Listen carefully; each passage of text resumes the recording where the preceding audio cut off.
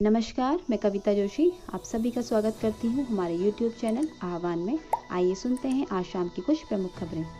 मुख्यमंत्री पुष्कर सिंह धामी ने खिलाड़ी वंदना कटारिया को सौंपा 25 लाख का चेक। सीएम धामी ने कहा, वंदना कटारिया ने उत्तराखंड ही नहीं देश का नाम रोशन किया है। सरकार की तरफ से सीएम धामी ने वंदना कटारिया को 25 लाख रुपए का चेक सौंपा है। गुरुवार को मुख्यमंत्री पुष्कर सिंह धामी स्टार खिलाड़ी वंदना कटारिया के घर रोशनाबाद पहुंचे। यहाँ सीएम ने परिवार के लोगों से भेंट कर उन्हें शुभकामनाएं भी दी। उत्तराखंड में 8 लाख बेरोजगार युवा पंजीकृत, मगर इनमें से 1% को भी नहीं मिला रोजगार।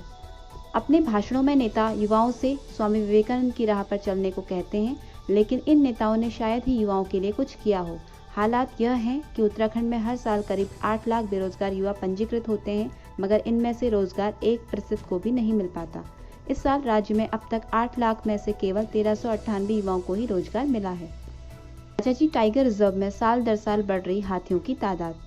देश भर में जहां कई वन्य जीवों की संख्या तेजी से घट रही है, वहीं राजाजी टाइगर रिजर्व में हाथियों का कुनबा साल दर साल तेजी से बढ़ रहा है।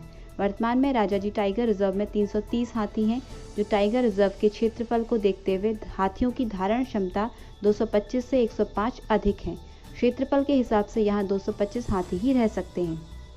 कोर्ट ने राज्य सरकार को 25 अगस्त तक फर्जी कोरोना जांच रिपोर्ट पर जवाब देने के दिए निर्देश। हाईकोर्ट ने कोरोना की जांच रिपोर्ट के नाम पर हो रहे फर्जीवाड़े और ऑक्सीजन कंसंट्रेटर को आवश्यक वस्तु अधिनियम के दायरे में लाने को लेकर दायर जनहित याचिका पर बुधवार को सुनवाई की। कोर्ट ने राज्य सरकार को 25 अगस्त तक इस मामले में रिपोर्ट पेश करने के निर्देश दिए हैं। उत्तराखंड स्पेशल टास्क फोर्स ने पुणे में छिपे झारखंड के 2 शातिर साइबर अपराधियों को किया गिरफ्तार। एसटीएफ ने दोनों अभियुक्त निसार अंसारी निवासी जामताड़ा झारखंड और अब्दुल निवासी देवधर झारखंड को गिरफ्तार कर लिया है। स्पेशल टास्क फोर्स और साइबर पुलिस ने झारखंड से महाराष्ट्र तक इन अपराधियों का पीछा नहीं छोड़ा और गिरफ्तार कर लिया। ये दोनों आरोपी अपने नए ठिकाने से गिरफ्तार हुए हैं। चीन सीमा क्षेत्र को जोड़ने वाले जोशीमठ मलारी हाईवे का खुलने व बंद होने का सिलसिला जारी। उत्तराखंड के अधिकतर इलाकों में गुरुवार को भी बादल छाए हुए हैं। वहीं देहरादून में दोपहर बाद झमाझम बारिश हुई। चारधाम यात्रा मार्गों पर भी यातायात सुचारू है। चीन सीमा क्षेत्र को जोड़ने वाले जोशीमठ मलारी हाईवे का खुलने व बंद होने का सिलसिला गुरुवार को भी जारी है। कार्बेट के जंगल में प्रत्येक साल 3 से 4 हाथियों को मार रहा बाघ।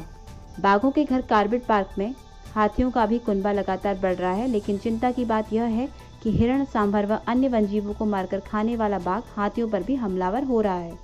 कार्बेट नेशनल पार्क में 1224 के करीब हाथी तो 250 के करीब बाघ हैं। कार्बेट के जंगल में बाघ प्रत्येक साल 3 से 4 हाथियों को मार रहा है। बाघ के इस बदलते व्यवहार को देखकर विशेषज्ञ भी हैरत में हैं। दून मेडिकल अस्पताल में 10 से अधिक विशेषज्ञ डॉक्टरों का हुआ तबादला। राजकीय दून मेडिकल कॉलेज अस्पताल से लगभग 10 से अधिक विशेषज्ञ डॉक्टरों के एक साथ अल्मोड़ा मेडिकल कॉलेज के लिए स्थानांतरित होने से मरीजों को परेशानी हो रही है। ऑपरेशन के लिए भी मरीजों को अब दूसरे डॉक्टरों से अपॉइंटमेंट लेना पड़ रहा है। वहीं अस्पताल पहुंचे कई मरीजों को डॉक्टर न मिलने से मायूस होकर लौटना पड़ रहा है। भाजपा नेताओं द्वारा किए गए हमलों का हरीश रावत ने दिया सख्त अंदाज में जवाब। अपने फेसबुक पेज पर एक प्रकरण का जवाब देते हुए उन्होंने लिखा कि कुछ उजियाड़ू बल्द और उजियाड़ू बकरियां मुझसे पूछ रहे हैं कि मेरा कौन सा चुनाव आखिरी है। उन्होंने अपनी पोस्ट में लिखा, जब उत्तराखंडियत पर आक्रमण होगा, किसानों दलितों के हितों पर चोट पहुंचेगी, नौजवानों से रोजगार छीना जाएगा, हरीश रावत शमशान से भी आकर के खड़ा हो जाएगा। तीलू रोतली पुरस्कार से सम्मानित गीता मौर्य और श्यामा देवी निविदा प्रक्रिया रद्द न होने पर लौटाएंगी पुरस्कार।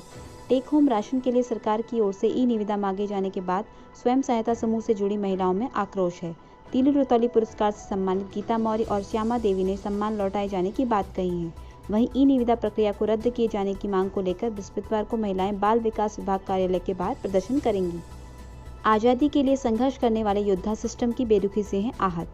स्वतंत्रता संग्राम सेनानी बहुगुणा के मुताबिक सरकार की ओर से उनके निःशुल्क इलाज की व्यवस्था है, लेकिन उन्हें अस्पताल की लंबी लाइन में लगना पड़ता है। शासन प्रशासन के किसी मसले पर पत्र लिखते हैं तो उनका जवाब तक नहीं आता। प्रदेश सरकार 21,000 रुपये पेंशन दे रही है, लेकिन इससे ज़्यादा दवा पर खर्च हो जाते हैं। शासन प्रशासन को केवल 15 अगस्त में ही उनकी याद आती है। आईपीसीसी वैज्ञानिक ने कहा, भारत को जलवायु खतरों से निपटने के लिए उठाने होंगे ठोस कदम।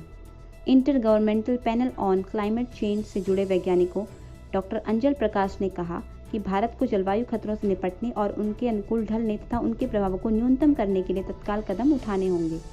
हाल में आईपीसीसी की रिपोर्ट में तापमान बढ़ोतरी को लेकर विश्व के साथ साथ भारत के संदर्भ में भी गंभीर खतरों की ओर आगाह किया गया है। अफगानिस्तान सरकार ने तालिबान को दिया सत्ता में भागीदारी का प्रस्ताव। अफगानिस्तान की सत्ता में तालिबान को हिस्सेदारी मिल सकती है। तालिबान से शांति वार्ता के दौरान अफगान सरकार के मध्यस्थों ने यह प्रस्ताव दिया है। अफगान सरकार की ओर से हिंसा रोकने की एवज में सत्ता में भागीदारी का प्रस्ताव दिया गया है। कतर में तालिबान के साथ हुई मीटिंग के दौरान अफगानिस्तान की ओर से यह प्रस्ताव दिया गया। भारत के स्वतंत्रता दिवस की 75वीं वर्षगांठ पर अमेरिका के टाइम्स स्क्वायर पर फहराया जाएगा अब तक का सबसे बड़ा तिरंगा। भारत के स्वतंत्रता दिवस की 75वीं वर्षगांठ के उपलक्ष्य में अमेरिका में एक प्रमुख भारतीय प्रवासी संगठन 15 अगस्त को न्यूयॉर्क के टाइम्स स्क्वायर पर अब तक का सबसे बड़ा तिरंगा फहराएंगे। Federation of Indian association New York, new Jersey 15 अगस्त को टाइम्स स्क्वायर पर तिरंगा फहराने के साथ शुरू होने वाले दिन भर के समारोहों की मेजबानी करेंगी। ये थी आज की कुछ प्रमुख खबरें। नमस्कार।